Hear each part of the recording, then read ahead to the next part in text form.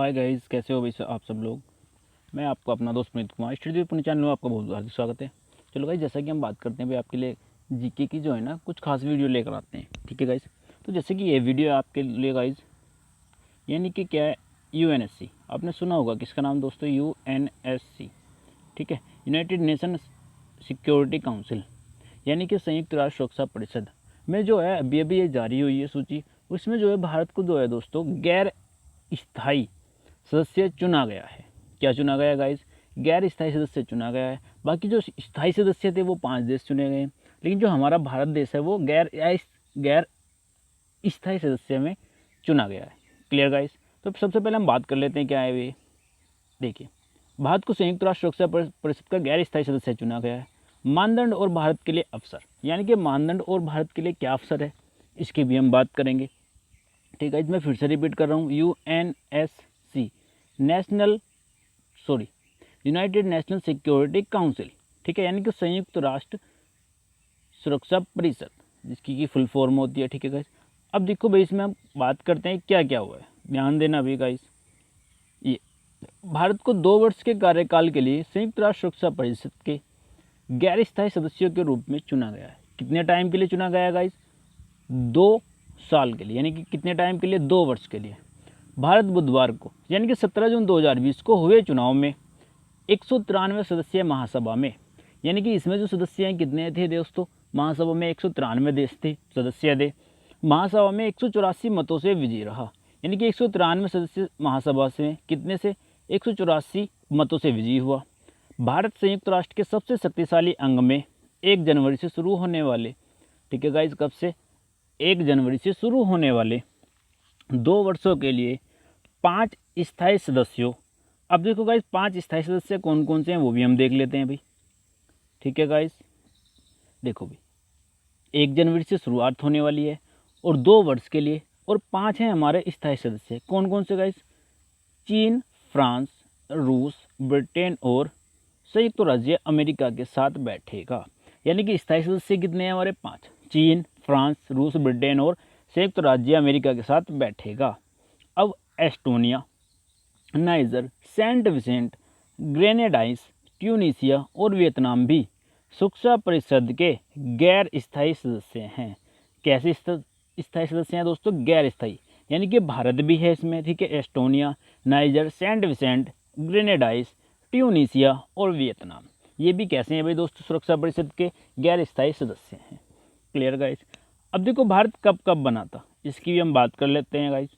भारत को पहले संयुक्त राष्ट्र सुरक्षा परिषद के गैर स्थायी सदस्य के रूप में 1950-51 में, 1967-68 में, 1972-73, 1970-78, 1984-85, 1991-92 के लिए एवं हाल ही में 2011-12 के लिए चुना गया, और अब 2020-21 के लिए भी चुना गया है। Clear guys?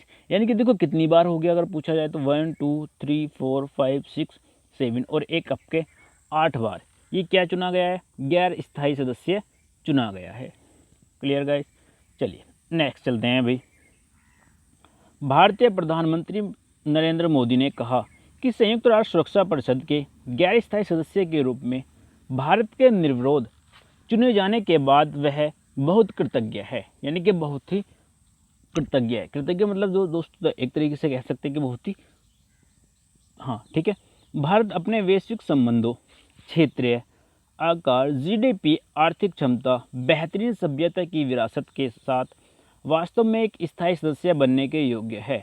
भारत लंबे समय तक संयुक्त राष्ट्र का हिस्सा रहा है तथा संयुक्त राष्ट्र प्रणाली के साथ भारत का ऐतिहासिक जुड़ाव समकालीन अंतर्राष्ट्रीय, आगे भी देखते हैं भाई, राजनीति में भारत का आंतरिक मूल्य एवं स्थान और विकासशील देशों के अग्रणी के रूप में इसकी भूमिका, सभी इसके पक्षधर हैं। आइए मानदंडों और उन सभी अवसरों को देखें जो भारत के लिए हैं। ठीक है गाइस? यानी कि भारत जो है आपकी विरासत से, ठीक है गाइस, राजनीति से, आपके ऐतिहासिक जुड़ाव से, यानी कि जो ऐतिहासिक जुड़ाव होते हैं, समकालीन से, ठीक है, और अंतर्राष्ट्रीय राजनीति से, या आंतरिक मूल्य, स्थान या विकासशील देशों के अग्रणी रूपी में एक अहम भूमिका में है। जबकि ये भारत को क्या बनना चाहिए? इसका स्थायी सदस्य जो बनना चाहिए, लेकिन क्या होता है कि ये गैर स्थायी सदस्य चुना गया है।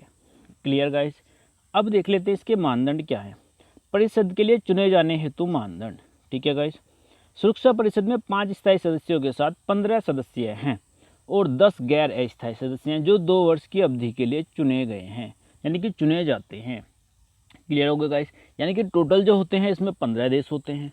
ठीक है, यानी कि 15 सदस्य होते हैं। 15 में 5 होते हैं गाइस स्थायी सदस्य और 10 होते हैं गैर स्थायी सदस्य, जिसमें कि हमारा भारत भी शामिल है, यानी कि गैर स्थायी सदस्य में। क्लियर गाइस, और कितने समय के लिए चुने जाते हैं? 2 वर्ष के लिए चुने जाते हैं। चलो गाइस नेक्स्ट देख लेते हैं भाई, संयुक्त राष्ट्र सुरक्षा परिषद के स्थायी सदस्य, यानी कि जो स्थायी सदस्य हैं वो कौन कौन से हैं? चीन, फ्रांस, रूस, United kingdom of great Britain and northern Ireland, और डी है दोस्तों आपका संयुक्त राज्य अमेरिका। क्लियर गाइस, संयुक्त राज्य अमेरिका हो गया, आपका ब्रिटेन हो गया, ठीक है गाइस, यानी कि एंड नॉर्दर्न आयरलैंड भी है इसमें, रूसी संघ, फ्रांस और चीन। ये हो गए हमारे संयुक्त राष्ट्र सुरक्षा परिषद के स्थायी सदस्य। अब आता है दोस्तों संयुक्त राष्ट्र सुरक्षा परिषद के गैर स्थायी सदस्य। 5 स्थायी सदस्यों के साथ साथ 10 गैर स्थायी सदस्य भी संयुक्त राष्ट्र सुरक्षा परिषद में बैठते हैं। मूल रूप से सुरक्षा परिषद के 11 सदस्य थे, 5 स्थायी और 6 गैर स्थायी सदस्य। फिर 1963 में महासभा ने सुरक्षा परिषद की सदस्यता बढ़ाने के लिए चार्टर में संशोधन की सिफारिश की, यानी कि क्या किया?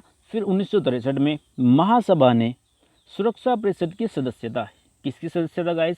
सुरक्षा परिषद की सदस्यता बढ़ाने के लिए चार्टर में संशोधन की सिफारिश की। किसकी सिफारिश की गाइस? चार्टर में जो इनकी सुरक्षा परिषद की सदस्य बढ़ाने के लिए जो चार्टर हुआ था उसमें संशोधन की सिफारिश की। क्लियर गाइस, नेक्स्ट अब ये देखते हैं हम क्या क्या है। 5 अफ्रीकी एवं एशियाई राज्यों से हैं, अफ्रीकी और एशियाई, यानी कि एशियाई में हमारा भारत भी शामिल होता है अभी। 1 पूर्वी यूरोपीय राज्यों से है, 2 लैटिन अमेरिकी राज्यों से हैं और 2 पश्चिमी यूरोपीय और अन्य राज्यों से हैं। तो पूरे के पूरे गैर अस्थायी सदस्य कितने हैं गाइस? आपके 10। क्लियर गाइस, कितने सदस्य गैर अस्थायी सदस्य हैं भाई? 10।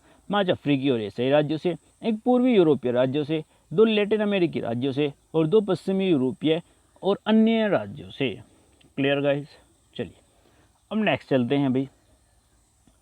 परिषद में चुने जाने के लिए उम्मीदवार देशों को उनमें से 2/3 सदस्य राज्यों के मत पत्रों की आवश्यकता होती है, जो विधानसभा में मौजूद होते हैं और मतदान करते हैं। यानी कि जो भी परिषद में चुने जाएंगे उम्मीदवार, ठीक है, उन देशों को उनमें से 2/3, यानी कि 2/3 का मतलब 3 में से जाकर मान लो 3 वोट है, ठीक है गाइस, समझो अगर ये 3 मत हैं तो 3 मत का हम अगर 2/3 निकालें तो 2/3, यानी कि 3 में से जिसे 2 वोट मिलेंगे वो आपका क्या हो जाएगा? स्थायी सदस्य हो जाएगा। इसका मतलब ये है कि 2/3 सदस्य राज्यों के मत पत्रों की आवश्यकता होती है, यानी कि जो मत पत्र होते हैं उनकी आवश्यकता होती है, जो विधानसभा में मौजूद होते हैं और मतदान करते हैं। यानी कि जो विधानसभा में भी मौजूद होते हैं और क्या करते हैं गाइस? वो आपका मतदान करते हैं। क्लियर गाइस, चलिए नेक्स्ट चलते हैं। अब भारत के लिए अवसर, देखो क्या क्या अवसर हैं भाई वो भी समझ लेते हैं हम।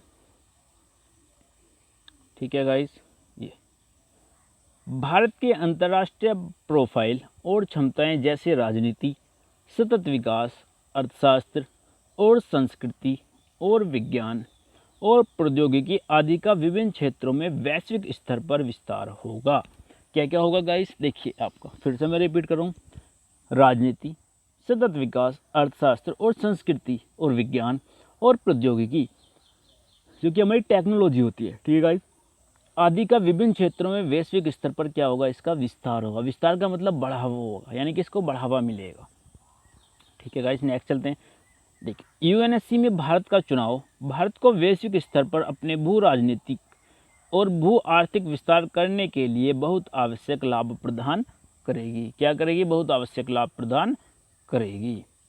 नेक्स्ट आता है दोस्तों, भारत में यूएनएससी में शामिल होने से वैश्विक नियम निर्माता बनने के साथ साथ एक जिम्मेदार हितधारक अंतर्राष्ट्रीय मानदंडों का पालन करने के रूप में अपनी स्थिति को बदलने में मदद मिलेगी। यानी कि जो अपनी जो स्थिति होगी उसे अंतर्राष्ट्रीय के सुपुर्द बदलने में क्या होगी दोस्तों? मदद मिलेगी।